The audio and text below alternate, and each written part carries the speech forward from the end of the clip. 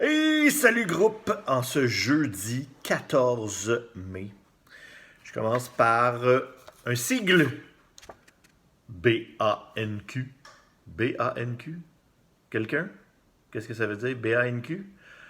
Donc on parle de Bibliothèque et Archives nationales du Québec. Bibliothèque et Archives nationales du Québec.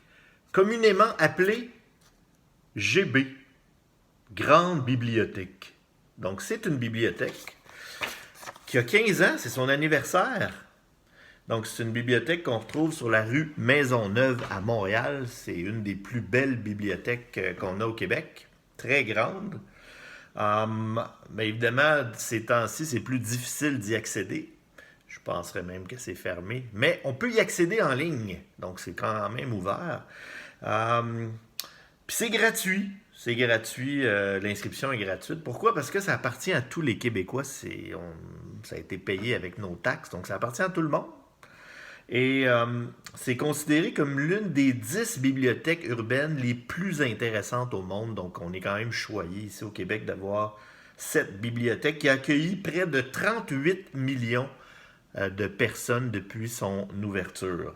Une des caractéristiques, on l'a vu dans le titre, donc on a Bibliothèque et Archives nationales. Donc, on retrouve, en plus d'avoir des livres, mais pas juste des livres, il y a plein d'autres choses, mais on a aussi les archives nationales. Donc, c'est quoi les archives nationales? Dans le fond, c'est des documents qui datent de longtemps, qu'on a numérisés et qu'on garde.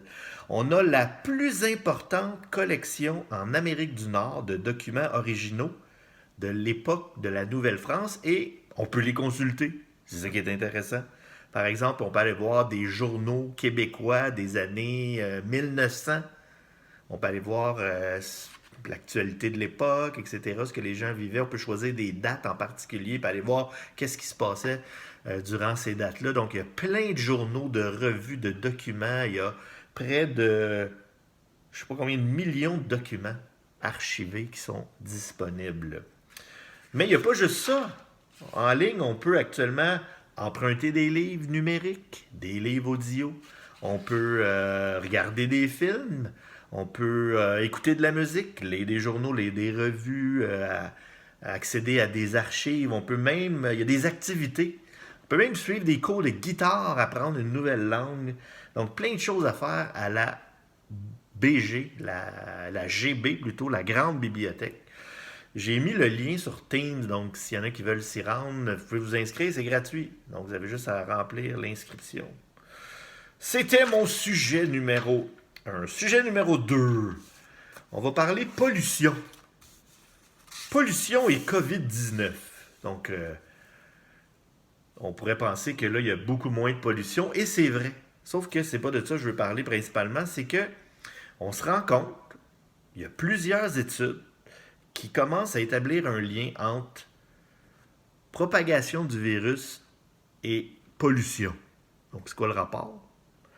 Donc, il y a des experts qui ont fait des études et qui se sont rendus compte, c'est une observation, là, ça ne veut pas dire que c'est prouvé que les deux sont reliés, mais on se rend compte que dans les villes où il y a beaucoup de pollution, comme du smog, etc., que, il y a 78% des décès en Europe, entre autres, qui proviennent de 5 régions. Puis ces 5 régions-là, c'est les 5 régions les plus polluées. Il y a d'autres endroits, d'autres villes où il y a beaucoup de monde, mais il semblerait que ça n'a pas autant d'impact parce que dans ces villes-là, il y a moins de pollution. Donc il y a des études qui viennent de Harvard, des études hollandaises qui ont déterminé que dans les villes où il y a beaucoup de pollution, on a plus de cas et on a plus de décès. Donc, on commence à pousser un petit peu l'analyse. Évidemment, c'est seulement des hypothèses. Donc, faut faire attention, il faut être prudent parce que ça va prendre d'autres études. Mais bon, les hypothèses, il y en a deux. La première, c'est quand tu vis dans un milieu pollué, tes poumons sont peut-être plus fragiles parce que tu respires de la pollution. Puis peut-être que ton système immunitaire est moins efficace, donc peut-être que tu es plus fragile à contracter la COVID-19. L'autre hypothèse qui est analysée, c'est que quand il y a beaucoup de pollution dans une ville, par exemple, ce qu'il y a dans l'air, là, c'est des petites particules de pollution. C'est des petits morceaux qui se promènent. C'est des petits morceaux tellement fins qu'on les voit pas, mais ils sont là. C'est un trentième d'un cheveu. Donc, une particule là, de pollution, c'est tellement petit, c'est un trentième de cheveux. Donc, c'est dans l'air. On voit ça dans certains pays. À un moment donné, les gens se promènent avec des masques là, parce qu'ils ont de la misère à boire tellement c'est pollué, mais c'est des petites particules dans l'air. Donc, l'hypothèse, ce serait que le virus pourrait se propager d'une personne à l'autre dans l'air en se fixant. C'est comme si le virus, quand tu parles, le virus sort. Puis là, il pourrait se fixer à ces particules-là, il pourrait rester en suspension et être respiré par d'autres personnes. Et ce qui pourrait expliquer qu'il y a plus de monde qui attrape la COVID dans ces endroits pollués-là. Mais encore une fois, ce n'est qu'une hypothèse. Paradoxalement, ben, on a remarqué finalement que de façon générale, il y a moins de pollution dans les grandes villes actuellement. C'est normal parce que, premièrement, ben, il y a moins de véhicules sur la route. Donc, juste au Québec, on s'est rendu compte que les ventes d'essence ont baissé de 50% depuis les dernières semaines. Il y a des endroits qu'on ne voyait pas le ciel avant, qu'on voit le ciel bleu maintenant. Donc ça, c'est quand même une bonne nouvelle.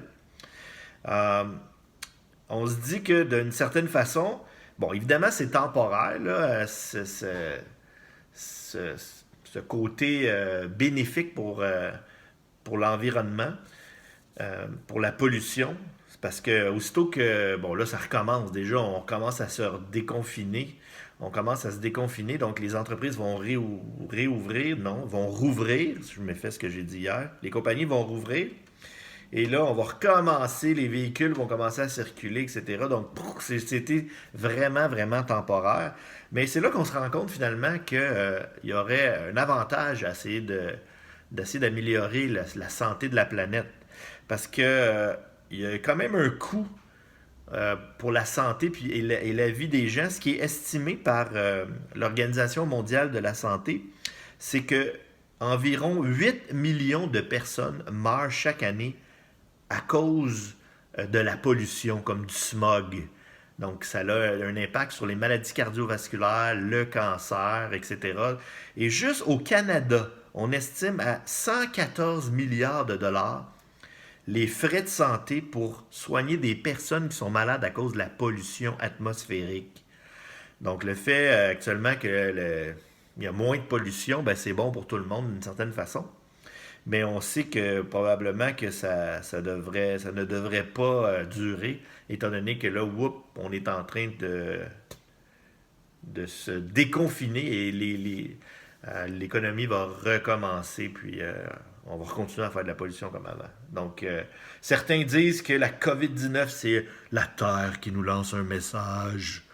Bon, là, on va faire attention avec ça, là, mais bon. C'est tout pour aujourd'hui. Donc, ça va être rendez-vous demain pour dernière capsule d'actualité de la semaine. Donc, merci beaucoup d'être là et à demain. Bye bye.